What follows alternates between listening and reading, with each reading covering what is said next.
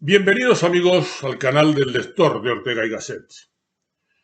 ¿De dónde procede ese estado permanente de insatisfacción, ese fondo de desasosiego que sirve de inevitable aureola o que se mantiene al menos latente al fondo de todos los estados de ánimo por los que en nuestra vida vamos atravesando? ¿Qué es eso tan fundamental que echamos de menos y que no acaba de consistir, salvo coyunturales y más o menos efímeros momentos, en nada de lo que finalmente llegamos a encontrar? El hombre no está satisfecho de ser hombre, decía Cioran, pero no sabe hacia qué regresar ni cómo volver a un estado del que ha perdido todo recuerdo claro. La nostalgia que tiene de él constituye el fondo de su ser, y a través de ella comunica con lo más antiguo que subsiste en él.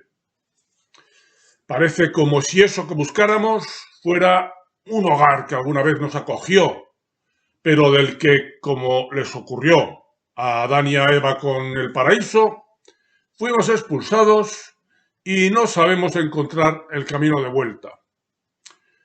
Algo así es lo que le hacía lamentarse al Fausto de Goethe frente a Mefistófeles cuando se preguntaba: ¿no soy el fugitivo que carece de hogar, el monstruo sin finalidad ni reposo?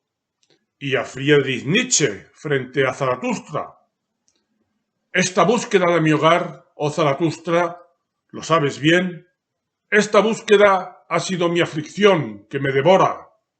¿Dónde está mi hogar? Por él pregunto y busco y he buscado y no lo he encontrado. Oh eterno estar en todas partes, oh eterno estar en ningún sitio, oh eterno en vano. Partiendo de esas melancólicas aflicciones de Fausto y Nietzsche, podremos llegar a la constatación de que, como dice Ortega, el hombre es donde quiera un extranjero y, consiguientemente, un ser condenado a andar errante en busca del hogar, de la patria perdida, porque, dice asimismo Ortega, ese peregrino del ser, ese sustancial emigrante, es el hombre. Parece, en principio, por lo tanto, que eso que echamos de menos es algo que dejamos atrás y de lo cual sentimos nostalgia, pero una nostalgia fundamentada en un recuerdo vago y nebuloso, que no llegamos a plasmar en ninguna forma concreta. Buscamos lo que había antes de que ese fondo de desasosiego que siempre nos acompaña se instalara en nosotros y que nos dejó un recuerdo impreciso y finalmente indescifrable. María Zambrano decía sobre todo esto: el buscar el punto de partida es el motor, la verdadera causa movens de todo recordar. Y decía también: el movimiento propio del vivir personal, único que puede llegar a sernos relativamente diáfano, es el de avanzar a ciegas primero y haber de retroceder después en busca del punto de partida. Así que concluye la misma Zambrano: no más partir, volvemos. Pero si lo que queremos es volver, ¿por qué partimos? ¿Por qué buscamos hacia adelante algo que dejamos atrás? Bien, es hora de desvelar qué sea eso que añoramos y que no acabamos de encontrar. Es la nada, la inexistencia de la que efectivamente partimos. Ese es el paraíso en el que también estábamos y en el que reinaba tanta paz, que haber habitado en él nos dejó la impronta, el deseo inextinguible de querer regresar. Así que ese es el origen de todas nuestras inquietudes: haber abandonado la inexistencia. Este es un canal de divulgación de la filosofía y sus alrededores, especialmente la filosofía de Ortega y Gasset, el pensador en lengua española más importante habido hasta el día de hoy. Ayúdame en esta tarea divulgativa haciéndote suscriptor y dando al me gusta. Pero al nacer ya no hubo vuelta atrás. Y aunque todo lo que hacemos en la vida es un intento de reconstruir aquel paraíso de paz que perdimos, no hubo otro camino que fuera posible recorrer para ello que el que nos empujaba hacia adelante, buscando la manera de reparar todas las fuentes de inquietud, de falta de paz, que desde entonces nos acosan. Inquietud, sensación de que algo nos faltaba y nos sigue faltando, de la que nacieron todos los deseos y necesidades. Porque a partir de ahí es posible, por ejemplo, interpretar el hambre como una de las huellas fisiológicas que dejó en nosotros esa omnímoda sensación de estar a falta de algo. Y el sexo, podemos asimismo entenderlo, en los hombres como una manera sucedánea de regresar, ya que no al útero materno que nos acogió antes de que apareciera nuestra inquietud primordial, sí al cauce vaginal que sublimamos o reconstituimos en la mujer con la que nos relacionamos sexualmente, como equivalente. Y en la mujer, ese apetito sexual viene a ser traducción de la identificación sublimada con aquel útero que en la madre quedó vacío cuando empezó el destierro, que significa nacer, y que en la relación amorosa lleva a acoger en la vagina el miembro viril en representación sucedánea del ser que de allí partió al nacer. Las relaciones sexuales vendrían a significar así una especie de regreso simbólico, de recuperación de eso que perdimos al nacer. Y el orgasmo sería un intenso y efímero recuerdo de aquella paz que nos procuró la inexistencia. Algo así como lo que significa también el éxtasis. Incluso, ¿qué es el sueño al que desde bebés necesitamos volver recurrentemente, sino un regreso incompleto a esa inexistencia que había antes de que naciéramos? Es la pereza del postrer residuo que nos queda del paraíso, decía por ello Ortega y Gasset. Así que buscamos hacia adelante lo que una vez dejamos atrás. Tratamos de recuperar la paz perdida al nacer, convirtiendo la vida en una tarea destinada a reparar todos los motivos de inquietud que desde entonces nos salen al paso, y así reconstruir aquella paz perdida. Una paz que, sin embargo, no llegamos nunca a alcanzar definitivamente. La vida es una tarea inagotable. Es lo que a su manera, entendiéndonos como el alojamiento del espíritu, decía también Hegel. El espíritu es infinito movimiento, energía, actividad. El espíritu nunca cesa, nunca reposa, y es un movimiento que después de una cosa es arrastrado a otra, y la elabora, y en su labor se encuentra a sí mismo. Nuestro espíritu y el espíritu universal, porque de aquella inquietud de la que hablamos participa también a su manera el universo, se encuentra a sí mismo, dice Hegel. Pero ese encontrarse a sí mismo no es un estado al que se pueda llegar.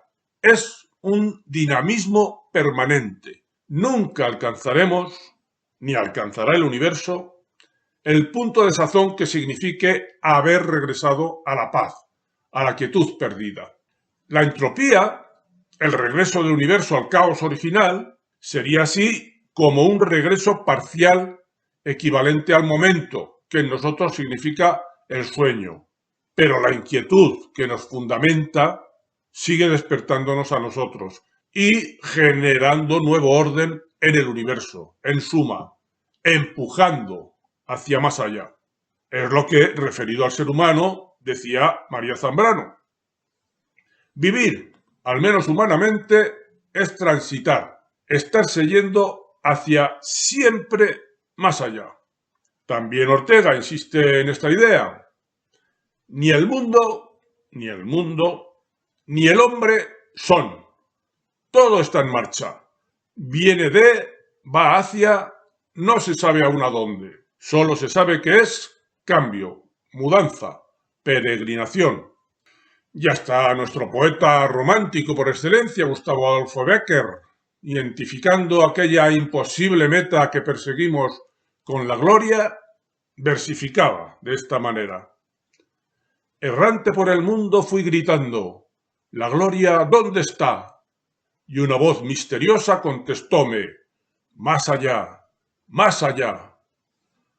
Siempre más allá, porque todo lo que vamos encontrando es insuficiente, insatisfactorio y, por tanto, causa de infelicidad.